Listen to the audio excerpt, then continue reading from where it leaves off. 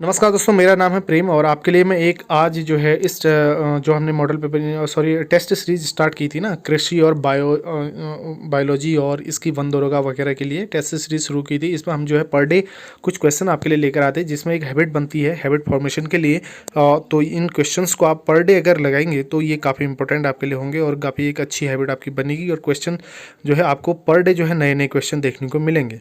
तो दोस्तों, इसी सीरीज़ में आज हम जो है 7वीं सीरीज़ लेकर आ रहे हैं। तो इसमें हमने 101 क्वेश्चन हम यहाँ पर डिस्कस करेंगे। वीडियो में लास्ट तक बने रहेंगे और अपनी राय प्रतिक्रिया आप जो है हमेशा की तरह कमेंट बॉक्स में दीजिए हमें, और नोटिफिकेशन बेल आइकन के साथ साथ आप जो है प्रेस कर लीजिए सब्सक्राइब का बटन। ठीक है, तो दोस्तों चलिए बढ़ते हैं आज के वीडियो की तरफ को। हाँ तो दोस्तों, आज का पहला प्रश्न है, हम पहले प्रश्न से डिस्कस करेंगे। इसमें देखिए पहला प्रश्न है, कौन सी गैस वायुमंडल में सबसे ज़्यादा सांद्रता यानी कि कंसंट्रेशन रखती है? तो इसका जो राइट आंसर है दोस्तों, इसका राइट आंसर है डी। ठीक है, सब तो ये ऑर्गन जो होती है सबसे ज़्यादा कंसंट्रेशन रखती है वायुमंडल में। उसके बाद अगला प्रश्न है, वेंटिलेशन कोएफिशिएंट क्या है? दोस्तों वेंटिलेशन कोएफिशिएंट क्या है, इसको समझने के लिए आप ऑप्शन देखेंगे। दोस्तों, product of maximum mixing depth and average wind speed. ठीक है, इसको जो है क्या बोला जाता है? Ventilation coefficient. ठीक है, ऑप्शन डी यहाँ पर सही है। Product of maximum mixing depth and average wind speed. ठीक है, ऑप्शन डी यहाँ पर सही है। अगला प्रश्न देखिए, इसमें तीसरा प्रश्न है, मच्छर विकर्षित कुंडली में कौन सा रसायन पाया जाता है? ठीक है, मॉस्किटो रिप्लेट कोयल में कौन सा केमिकल पाया जाता है? ये जो है आजकल इन दिनों बेहतर समझ सकते हैं आप। तो इसमें कौन सा केमिकल पाया जाता है? ये पाया जाता है डेरिवेटिव्स ऑफ एलेथ्रीन। ठीक है, ऑप्शन डी यहाँ पर सही है। अगला प्रश्न है, वायुमंडल में कार्बन डाइऑक्साइड की सांद्रता किस दर से बढ़ रही है? दोस्तों, आप सभी जानते हैं इन दिनों जो है ग्लोबल वार्मिंग की वजह से आपको ये क्वेश्चन जो है काफ़ी इंपॉर्टेंट हो जाता है। तो ये 0.4% की दर से जो है बढ़ रही है। ठीक है, 0.4% की दर से बढ़ रही है। उसके बाद दोस्तों अगला प्रश्न है, ओजोन कॉलम मोटाई के लिए एक मानक तापमान व दाब पर एक डॉप्सन इकाई की मोटाई होती है। तो दोस्तों इसकी मोटाई होती है 0.01 मिलीमीटर। ऑप्शन डी यहाँ पर सही है, 0.01 मिलीमीटर। दोस्तों, अगर आप इस वीडियो में मेरे साथ हैं तो आप जो है इस वीडियो में मेरे साथ बने रहिए और मेरे क्वेश्चन पढ़ने तक आप भी क्वेश्चन को पढ़िए और मेरे साथ साथ जो है इस पर जो है अपने आंसर क्लिक करने की कोशिश कीजिए। आप अपने आप को चेक कीजिए कि आप कितने क्वेश्चंस में जो है राइट क्लिक कर पा रहे हैं। ठीक है, तो इस तरह से सेल्फ एनालिसिस आप करेंगे सारे क्वेश्चंस में। और वीडियो को अभी जो है आप प्लीज़ लाइक कर दीजिए और चैनल को अगर सब्सक्राइब नहीं किया, आप पहली बार हमारे चैनल पर है तो चैनल को सब्सक्राइब कर लीजिए। नीचे आपको एक लाल रंग का बटन दिखाई देगा सब्सक्राइब का, उसको आप प्रेस कर लेंगे। उसके बाद बेल का निशान भी होगा, उसे प्रेस कर लीजिए। आपको जो है पर डे हमारे चैनल पर विभिन्न प्रकार के क्वेश्चन सीरीज मिलेंगी और काफ़ी एजुकेशनल मटेरियल मिलेगा जो आपके लिए काफ़ी इंपॉर्टेंट हो सकता है दोस्तों। तो ये आप जो है सबसे पहले कर लीजिए। और दूसरी बात, आप डिस्क्रिप्शन जरूर चेक कीजिएगा किसी भी वीडियोस का, चाहे आप हमारे चैनल पर देखते हैं कहीं पर भी देखते हैं, डिस्क्रिप्शन आप जरूर चेक कीजिएगा। ठीक है, कई सारे लिंक वहाँ पर आपको मिल जाएंगे इंपॉर्टेंट। चलिए अगला प्रश्न देखते हैं, सर्वप्रथम कौन सा क्लोरोफ्लोरोकार्बन CFC यानी कि खोजा गया था? दोस्तों CFC12 जो है ऐसा CFC12 जो था पहला क्लोरोकार्बन था जिसे खोजा गया था, यानी कि ऑप्शन बी यहाँ पर सही है। अगला है, ओजोन गैस की सांद्रता सर्वाधिक किस मंडल में पाई जाती है? दोस्तों ओजोन गैस की जो सांद्रता होती है ना, सबसे ज़्यादा निचले स्ट्रेटोस्फीयर में पाई जाती है, यानी कि ऑप्शन सी यहाँ पर सही है। अगला प्रश्न है, वर्तमान में राष्ट्रीय ओशनोग्राफी संस्थान नेशनल इंस्टीट्यूट ऑफ ओशियनोग्राफी कहाँ पर स्थित है? तो दोस्तों ये गोवा में स्थित है, यानी कि ऑप्शन सी इसका सही है। उसके बाद अगला प्रश्न देखते हैं, माइकोराइजा निम्न में से किसके उद्ग्रहण में सहायक है? ठीक है, तो माइकोराइजा किसके अपटेक में सहायक है? तो दोस्तों ये है फॉस्फोरस के अपटेक में। ठीक है, माइकोराइजा फॉस्फोरस के अपटेक में सहायक है। उसके बाद अगला प्रश्न है, छपराल वनस्पति, ठीक है, छपराल वेजिटेशन किस क्षेत्र में पाई जाती है? तो छपराल वनस्पति दोस्तों किस क्षेत्र में पाई जाती है? भूमध्य सागरीय क्षेत्र में पाई जाती है। आप ऑप्शन मैच कीजिए, ऑप्शन सी यहाँ पर सही है। ठीक है, उसके बाद अगला प्रश्न है, वायुमंडल में नाइट्रस ऑक्साइड का रेजिडेंस समय लगभग कितना होता है, ठीक है। तो दोस्तों वायुमंडल में जो नाइट्रस ऑक्साइड है इसका रेजिडेंस जो कितने समय तक का होता है, तो ये होता है 150 वर्ष का। ऑप्शन बी पर ध्यान दीजिए, 150 वर्ष। अगला प्रश्न है कौन से तत्वीय चक्र का वायुमंडल में भंडार नहीं होता है, तो वो फास्फोरस। ऑप्शन डी पर ध्यान देंगे। मॉस्कोवाइट किस समूह के खनिजों का उदाहरण है? दोस्तों मॉस्कोवाइट जो है किस समूह के खनिजों का उदाहरण है, तो ये है अभ्रक, यानी ऑप्शन बी यहाँ पर सही है, अभ्रक। अगला है सबसे अधिक रंध्रता यानी कि पोरोसिटी किस में पाई जाती है? तो सबसे अधिक रंध्रता जो है पोरोसिटी किस में पाई जाती है? मृत्तिका में पाई जाती है। ऑप्शन बी यहाँ पर सही होगा, ठीक है। उसके बाद अगला प्रश्न देखेंगे, पानी में गैसों की घुलनशीलता की गणना की जाती है। दोस्तों पानी में गैसों की घुलनशीलता, देखिए क्वेश्चन का जो इंपॉर्टेंट पार्ट है उस पर ध्यान देना बहुत जरूरी होता है, ठीक है। तो पानी में गैसों की घुलनशीलता की गणना जो है किससे की जाती है? तो हेनरी लॉ से की जाती है, यानी कि ऑप्शन बी यहाँ पर सही है, ठीक है। हेनरीज लॉ से की जाती है। उसके बाद अगला प्रश्न देखिए, प्रश्न नंबर 17 है, बायोगैस का मुख्य अवयव क्या है? ठीक है, तो बायोगैस का मुख्य अवयव क्या है? ये मीथेन है। आप सभी जानते होंगे, कई बार ये क्वेश्चन आपने जो है एग्जाम्स में देखा होगा, तो ये मीथेन है। अगला प्रश्न है मीथेन की सतह का वास्तविक वैश्विक तापमान लगभग कितना होता है? तो दोस्तों ये कितना होता है? लगभग 288 केल्विन होता है, ठीक है। ऑप्शन बी यहाँ पर है 288 केल्विन। अगला प्रश्न है भारत में पर्यावरण मंत्रालय, ठीक है, मिनिस्ट्री ऑफ एनवायरनमेंट, ठीक है, मिनिस्ट्री ऑफ एनवायरनमेंट किस वर्ष में स्थापित किया गया? तो मिनिस्ट्री ऑफ एनवायरनमेंट जो है 1980 में स्थापित किया गया, 1980 में स्थापित किया गया, यानी कि ऑप्शन सी यहाँ पर सही है। अगला प्रश्न है पृथ्वी की आयु लगभग कितनी है? दोस्तों पृथ्वी की आयु, आपने कई बार ये क्वेश्चन देखा होगा, पृथ्वी की आयु लगभग कितनी है? तो पृथ्वी की आयु लगभग 4.5 बिलियन वर्ष है, यानी कि ऑप्शन बी यहाँ पर सही है। दोस्तों आपसे मैं एक बार फिर कहना चाहूँगा, अगर आप किसी भी क्वेश्चन के बारे में डिटेल में जानते हैं तो प्लीज़ आप जो है कमेंट सेक्शन में कमेंट करिए और उसके बारे में डिटेल में लिखिए, ठीक है। डिटेल में आप लिखेंगे तो इससे आपकी नॉलेज बढ़ेगा, आपको उसके बारे में जो चीज़ आप लिखते हो ना उसको फिर भूलने के चांसेस बहुत कम रह जाते हैं, ठीक है। तो उससे काफ़ी समय तक वो चीज़ याद रहती है। तो उसके बारे में डिटेल में लिखिए, डिस्कशन कीजिए, और बाकी अगर कहीं पर आपके सुझाव आपको देने हैं तो वो भी आप कमेंट सेक्शन में ज़रूर दीजिए, ठीक है। चलिए अगला प्रश्न है दोस्तों, मीथेन व कार्बन डाइऑक्साइड के बाद बायोगैस में तीसरी मुख्य गैस कौन सी पाई जाती है? तो तीसरी मुख्य गैस कौन सी पाई जाती है? ये हाइड्रोजन पाई जाती है। ऑप्शन बी देखेंगे यहाँ पर राइट है। अगला है कैडमियम विषाक्तता यानी कि कैडमियम टॉक्सिसिटी का, आगे बढ़ेंगे, प्रभाव शरीर के किस अंग को प्रभावित करता है? दोस्तों जो कैडमियम टॉक्सिसिटी है वो किस अंग को प्रभावित करती है, ठीक है, शरीर के किस अंग को प्रभावित करती है? तो इसका राइट आंसर है गुर्दे को, ठीक है, किडनीज को प्रभावित करती है कैडमियम विषाक्तता। अगला है नालगोंडा तकनीक का उपयोग डॉट डॉट मापने के लिए किया जाता है। दोस्तों नालगोंडा तकनीक का उपयोग जो है क्या मापने के लिए किया जाता है? तो फ्लोराइड मापने के लिए किया जाता है। अगला प्रश्न है किस विधि का इस्तेमाल करके जल की कठोरता दूर की जाती है? दोस्तों जल की कठोरता दूर जो है किस विधि का इस्तेमाल करके किया जा सकता है? तो ये जियोलाइट प्रोसेस करके जो है इसकी कठोरता दूर की जा सकती है। अगला प्रश्न देखेंगे, पारिस्थितिक तंत्र शब्द का प्रयोग सर्वप्रथम किसने और कब किया था? दोस्तों ये देखिए यहाँ पर क्वेश्चन जो है काफ़ी बार पूछा जाता है, कई परीक्षाओं में आपने देखा होगा। तो पारिस्थितिकी तंत्र यानी कि इकोसिस्टम शब्द का जो प्रयोग किया था वो टेंसले ने किया था। देखिए यहाँ पर एजी टेंसले आपको 2 बार देखने को मिलेगा, पी ओडम भी आपको 2 बार देखने को मिलेगा, लेकिन यहाँ पर सन जो दिया गया है, इसका टाइम दिया गया है, कब किया गया था, ये भी आपको जानना जरूरी है। अगर आप वो भी याद है तो आप कर सकते हैं काफ़ी इजीली, ठीक है। तो ये एजी टेंसले ने किया था, लेकिन 1935 में किया था, ठीक है। ऑप्शन ए इसके अकॉर्डिंग राइट होगा। अगला है IPCC, ठीक, international panel on climate change कब अस्तित्व में आया था? तो ये आया था दोस्तों 1988 में, ठीक है। ऑप्शन सी यहाँ पर सही है, 1988 में अस्तित्व में आया था। उसके बाद अगला है पर्यावरण शिक्षा के लिए विश्व का प्रथम सम्मेलन किस स्थान पर आयोजित किया गया?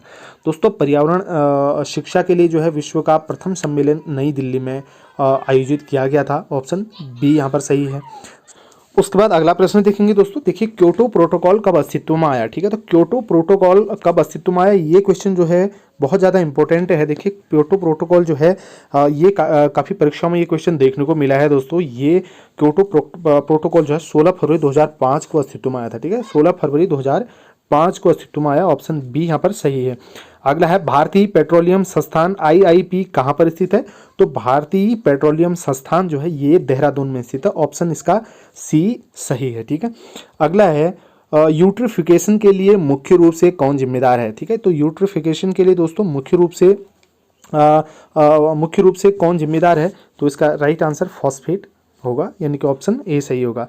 अगला प्रश्न है प्रति किलोमीटर ऊंचाई पर तापमान की सामान्य गिरावट दर, ठीक है, नॉर्मल लैप्स रेट क्या होती है? ठीक है, प्रति किलोमीटर ऊंचाई पर। देखिए किसी भी क्वेश्चन को आपको करना है, सबसे पहले क्वेश्चन को डिटेल में देख लीजिए, क्वेश्चन को अच्छे से पढ़ लीजिए, समझ लीजिए, तब उसका आंसर देने का प्रयास कीजिए।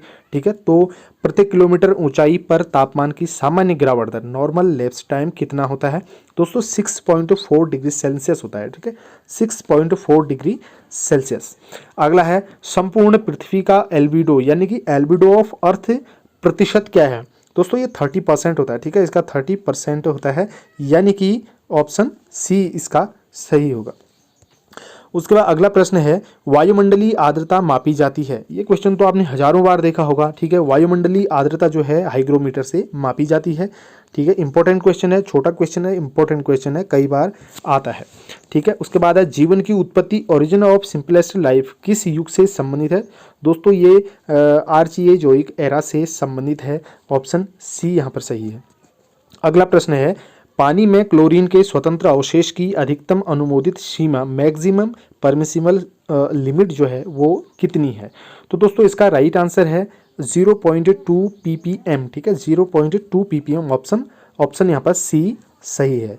उसके बाद अगला है रेडियोसोन का उपयोग किसके अध्ययन के लिए किया जाता है? तो रेडियोसोन का उपयोग जो है किसके अध्ययन के लिए किया जाता है? तो दोस्तों ये जो है वायुमंडल की ऊपरी दशाओं के अध्ययन के लिए जो है रेडियोसोन का उपयोग किया जाता है। ठीक है, ऑप्शन डी यहाँ पर सही होगा, वायुमंडल की ऊपरी दशाओं के अध्ययन के लिए। ठीक है, उसके बाद अगला प्रश्न है कृत्रिम वर्षा, क्लाउड सीडिंग जिसे बोलते हैं, कृत्रिम वर्षा या फिर क्लाउड सीडिंग के लिए जो है कौन सा रसायन काम में लाया जाता है? ठीक है, तो कौन सा रसायन इसके लिए काम में लाया जाता है? दोस्तों इसमें ध्यान देंगे आप जब, तो इसमें आपको देखने को मिलेगा एक तो ड्राई आइस, ठीक है, ड्राई आइस और सिल्वर आयोडाइड, ये दोनों चीज़ें जो है इसके काम में लाई जाती हैं। अगर हम ऑप्शन में अपने मैच करना चाहें तो ये ऑप्शन डी इसका राइट होगा, ए और बी दोनों। ठीक है, ड्राई आइस और सिल्वर आयोडाइड ये दोनों जो है कृत्रिम वर्षा या क्लाउड सीडिंग के लिए उपयोग में लाए जाते हैं। उसके बाद अगला प्रश्न है भारत को कितने कृषि जलवायु क्षेत्रों में बांटा गया है? तो कितने कृषि जलवायु क्षेत्रों में भारत को बांटा गया है? तो ये 15 जोन्स में इसको बांटा गया है। ऑप्शन ए सही है। उसके बाद अगला प्रश्न है किस ऊंचाई तक वायुमंडल का 50% भाग पाया जाता है? दोस्तों वायुमंडल का जो लगभग आधा भाग जो है वो किस ऊंचाई तक पाया जाता है? तो इसका राइट आंसर है 5.6 किलोमीटर। ठीक है, मैं फिर आपसे कहूँगा दोस्तों आप मेरे साथ साथ अपने आंसर क्लिक कीजिए। ठीक है, मैं जैसे ही क्वेश्चन पढ़ रहा हूँ आप मेरे साथ साथ उसका आंसर दीजिए, और फिर मैं आंसर जब बता रहा हूँ तो उस पर आप अपना आंसर मैच कर लीजिए कितने क्वेश्चन आप सही आंसर कर पा रहे हैं। पर डे जो है हर चैप्टर से हम यहाँ पर क्वेश्चन लेकर आ रहे हैं, काफ़ी इंपॉर्टेंट क्वेश्चन ये आपके लिए हो सकते हैं। अगला प्रश्न है रेडियो तरंगों को परावर्तित करने वाली वायुमंडलीय परत है। रेडियो तरंगों को परावर्तित करने वाली वायुमंडलीय परत कौन सी है दोस्तों? ये होती है आयन मंडल। ऑप्शन बी इसका राइट होगा। सो अगला है जल की विशिष्ट ऊष्मा होती है, तो जल की विशिष्ट ऊष्मा कितनी होती है? दोस्तों 1 कैलोरी पर ग्राम पर डिग्री सेंटीग्रेड जो है जल की स्पेसिफिक हीट होती है। ठीक है, यानी कि ऑप्शन ए पर यह चीज़ आपको मिल जाएगी। उसके बाद अगला प्रश्न है भारत का प्रथम जैव मंडल आरक्षित क्षेत्र यानी कि बायोस्फीयर रिजर्व कौन सा है? तो भारत का प्रथम जैव मंडल आरक्षित क्षेत्र जो है कौन सा है? ये नीलगिरी भारत का प्रथम बायोस्फीयर रिजर्व है। अगला है भारत में कौन से वर्ष में जैव विविधता अधिनियम लाया गया था? तो जैव विविधता अधिनियम जो है भारत में कब लाया गया था? ये सन 2000 में लाया गया था। ऑप्शन ए में आपको ये मिलेगा। उसके बाद अगला प्रश्न है संयुक्त राष्ट्र पर्यावरण कार्यक्रम का मुख्यालय कहाँ पर स्थित है? दोस्तों यूनेप का मुख्यालय कहाँ पर स्थित है? तो ये कीनिया में है। ठीक है, ऑप्शन ए राइट है। अगला प्रश्न है किस तापमान पर जल का घनत्व अधिकतम होता है? दोस्तों ये क्वेश्चन भी आपको बहुत बार देखने को मिला होगा, कई बार आपने ये एग्जाम पेपर में देखा होगा। इंपॉर्टेंट क्वेश्चन है, तो इसका राइट आंसर है 4 डिग्री सेंटीग्रेड। ठीक है। अगला है, धान के खेतों में कौन सी मुख्य ग्रीन हाउस गैस निकलती है? तो धान के खेतों से जो है कौन सी ग्रीन हाउस गैस निकलती है? तो ये मीथेन निकलती है। ये क्वेश्चन भी आपको बहुत बार देखने को मिला होगा। ठीक है। अगला है, वृक्षों का एकल रूप से उनके वातावरण के संबंध में अध्ययन को क्या कहते हैं? दोस्तों, वृक्षों का एकल रूप से उनके वातावरण के संबंध में अध्ययन को क्या कहते हैं? फॉरेस्ट ऑर्टिकोलॉजी कहते हैं। ठीक है। ऑप्शन सी यहाँ पर ध्यान दीजिए, फॉरेस्ट ऑर्टिकोलॉजी इसका राइट आंसर है। अगला है, डेमोग्राफी के अंतर्गत किसका अध्ययन किया जाता है? तो दोस्तों, डेमोग्राफी के अंतर्गत जो है किसका अध्ययन किया जाता है? ये जनसंख्या का अध्ययन किया जाता है। ठीक है। अगला प्रश्न है, सामान्य वर्षा का पीएच मान होता है? तो दोस्तों, सामान्य वर्षा का पीएच मान आप जानते हैं 5.6 होता है। ठीक है। सामान्य वर्षा का जो पीएच मान होता है वो होता है 5.6। अगला क्वेश्चन है, कौन सा शब्द पृथ्वी के कुल जीवन के योग को दर्शाता है? तो कौन सा शब्द जो है पृथ्वी के कुल जीवन के योग को दर्शाता है? तो इस क्वेश्चन को जो है आपको कमेंट सेक्शन में कमेंट करके बताना है। ठीक है। 51 नंबर का जो क्वेश्चन है इसको आपको बताना है, और उस पर जो है बाकी लोगों को, जितने लोगों को इसका आंसर पता है वो क्वेश्चन इसका आंसर देंगे, और उसके बाद जो है इस क्वेश्चन को मैं आपको कमेंट सेक्शन में इसका आंसर बताऊंगा। ठीक है। चलिए, अगला प्रश्न है, सजीव को भोजन, जगह या अन्य जरूरी आवश्यकताओं के लिए मानव से प्रतिस्पर्धा रखता है, क्या कहलाता है? वही सजीव ना, जो भोजन, जगह और अन्य जरूरी आवश्यकताओं के लिए मानव से प्रतिस्पर्धा रखते हैं, उन जीवों को क्या कहते हैं? तो दोस्तों, इसका राइट आंसर है पेस्ट। ठीक है। पेस्ट ऐसे सजीव होते हैं जो हर मामले में, चाहे जगह के मामले में हो, भोजन के मामले में हो, ठीक है, इसमें जो है मानव से प्रतिस्पर्धा रखते हैं। ठीक है। अगला प्रश्न है, निम्नलिखित पर्यावरण आकलन शब्दावली में से कौन सी शब्दावली केवल पर्यावरण में उपस्थित कार्बन की मात्रा का अध्ययन करती है? तो इसका राइट आंसर है दोस्तों TOC। ठीक है। ऑप्शन सी में आपको देखने को मिलेगा, TOC। अगला है, पर्यावरण में बदलाव के परिणाम स्वरूप नई आनुवंशिक प्रभाविता के कारण उत्पन्न होती है। तो नई आनुवंशिक प्रभाविता के कारण क्या उत्पन्न होती है?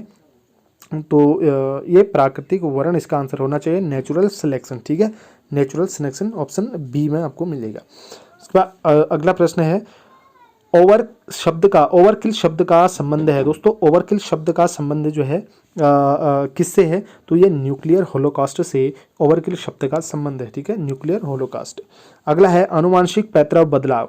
ठीक है। इनहेरिटेबल जेनेटिक्स चेंज करने वाले रासायनिक पदार्थ या भौतिक कारक क्या कहलाते हैं? रासायनिक पदार्थ या भौतिक कारक क्या कहलाते हैं? तो ये म्यूटेशन कहलाते हैं, यानी कि उत्परिवर्तक कहलाते हैं।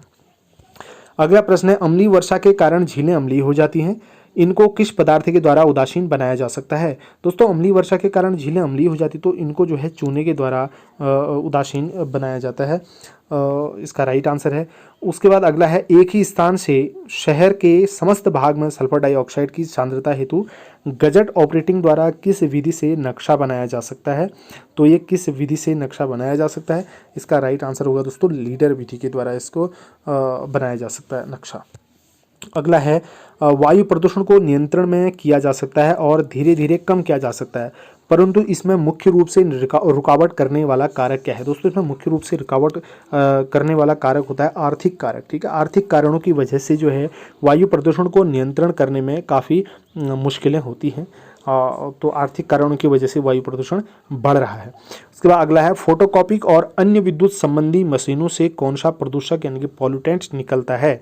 तो कौन सा पॉल्यूटेंट निकलता है? तो इसका राइट आंसर है ओजोन गैस। ठीक है। अगला है, भवन निर्माण सामग्री और भूमिगत जल से कौन सी नुकसानदायक गैस उत्सर्जित होती है? तो कौन सी उत्सर्जित गैस नुकसानदायक गैस उत्सर्जित होती है? तो ये रेडॉन उत्सर्जित होती है। अगला है, वायुमंडल को प्रदूषित करने वाले हाइड्रोकार्बन में से सबसे ज़्यादा महत्वपूर्ण हाइड्रोकार्बन कौन सा है? तो वायुमंडल को प्रदूषित करने वाले हाइड्रोकार्बन में से सबसे ज़्यादा महत्वपूर्ण हाइड्रोकार्बन मीथेन है। ठीक है। ऑप्शन बी यहाँ पर सही है, मीथेन। अगला प्रश्न है, महासागरों में तेल बहाव की कौन सी प्रथम ऑयल टैंकर दुर्घटना हुई जिसने मानव जीवन को प्रभावित किया था? तो दोस्तों, ये थी टोरे कैनियन। ठीक है। ऑप्शन डी राइट होगा इसका। उसके बाद अगला प्रश्न है, केंचुए की सहायता से जो कंपोस्ट खाद बनाई जाती है उसे क्या कहते हैं? ये आप सभी जानते होंगे, केंचुए की सहायता से जो खाद बनाई जाती है उसे क्या कहते हैं? वो वर्मी कंपोस्टिंग उसे कहते हैं। ये भी इंपॉर्टेंट क्वेश्चन है। ठीक है। वर्मी कंपोस्ट उसे कहा जाता है। उसके बाद अगला प्रश्न है, माइकोराइजा में किसका सह संबंध होता है, ठीक है। तो माइकोराइजा में किसका सह संबंध होता है, ये दोस्तों उच्च कुल के पौधे और कवकों का सह संबंध होता है, यानी कि ऑप्शन ए यहाँ पर सही है। उसके बाद अगला प्रश्न है गंगा एक्शन प्लान कब शुरू किया गया। दोस्तों ये क्वेश्चन भी हाल ही के एग्जाम में आया हुआ था। गंगा एक्शन प्लान GAP कब शुरू किया गया। तो GAP जो कार्यक्रम था वो कब शुरू किया गया था, वो किया गया था जून 1985 में, 1985 में, ठीक है, जून 1985 में किया गया था। भारत में खारे पानी की सबसे बड़ी झील कौन सी है दोस्तों, ये चिल्का झील है जो उड़ीसा में है, आप सभी जानते होंगे। उसके बाद अगला प्रश्न है लंदन स्मॉग में मुख्य प्रदूषक था। दोस्तों लंदन स्मॉग में मुख्य प्रदूषक था सल्फर डाइऑक्साइड, ठीक है, सल्फर डाइऑक्साइड, इनके ऑप्शन ए सही है। उसके बाद अगला प्रश्न है गैस क्रोमेटोग्राफी में DDT के लिए कौन सा अभिज्ञापक उपयोग में लाया जाता है। तो कौन सा अभिज्ञापक उपयोग में लाया जाता है, इलेक्ट्रॉन कैप्चर डिटेक्टर, ठीक है, इलेक्ट्रॉन कैप्चर डिटेक्टर उपयोग में लाया जाता है, ऑप्शन ए सही है। अगला है निम्न में से किस पारिस्थितिकी तंत्र में इन्वर्टेड पिरामिड ऑफ बायोमास पाया जाता है। तो इन्वर्टेड पिरामिड ऑफ बायोमास किस में पाया जाता है, तो ये पाया जाता है तालाब पारिस्थितिकी तंत्र में, ठीक है, तालाब पारिस्थितिकी तंत्र में पाया जाता है। अगला है दोस्तों डिनाइट्रिफिकेशन प्रक्रिया में नाइट्रोजन किस रूप में निकलती है। तो डिनाइट्रिफिकेशन प्रक्रिया में नाइट्रोजन जो है नाइट्रोजन के रूप में भी निकलती है और नाइट्रोजन ऑक्साइड के रूप में भी निकलती है, यानी कि बी और सी दोनों सही है। अगला है सहजीवन शब्द किसके द्वारा दिया गया, तो सिम्बायोसिस शब्द है दोस्तों वो किसके द्वारा दिया गया। दोस्तों ये दिया गया था डी बेरी के द्वारा, ठीक है, डी बेरी के द्वारा दिया गया था सिम्बायोसिस शब्द।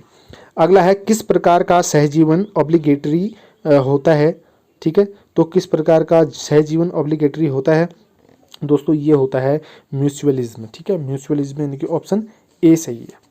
अगला क्वेश्चन है हाइपर वॉल्यूम निच अवधारणा, कॉन्सेप्ट ऑफ हाइपर वॉल्यूम निच किसके द्वारा दी गई है।